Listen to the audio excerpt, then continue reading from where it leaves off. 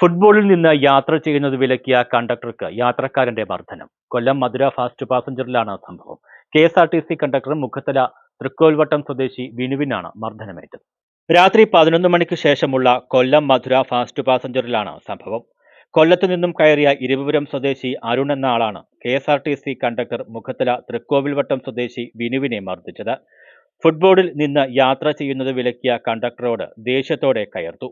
തുടർന്ന് വണ്ടി കേരളപുരത്തെത്തിയപ്പോൾ മാറി നിൽക്കാൻ ആവശ്യപ്പെട്ട കണ്ടക്ടറുടെ ദേഹത്തെ ഇടിക്കുകയും മുഖം പിടിച്ച് കടിക്കുകയും വിടാതെ നിൽക്കുകയും ചെയ്തു. ബസ്സിലെ യാത്രക്കാർ ചേർന്ന് പിടിച്ചുമാറ്റുകയായിരുന്നു.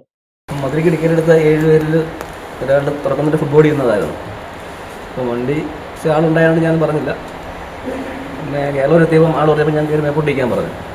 മേപ്പോട്ടിരിക്കാൻ പറഞ്ഞപ്പോഴത്തേക്ക് സ്ഥലമില്ല, മുന്നോട്ട് പോകാൻ പറ്റത്തില്ല, അവിടെ ഹിന്ദിക്കാർ നിൽക്കുന്നു, നിങ്ങൾ മാറിത്തരാൻ പറയും അവരുടെ അടുത്ത്.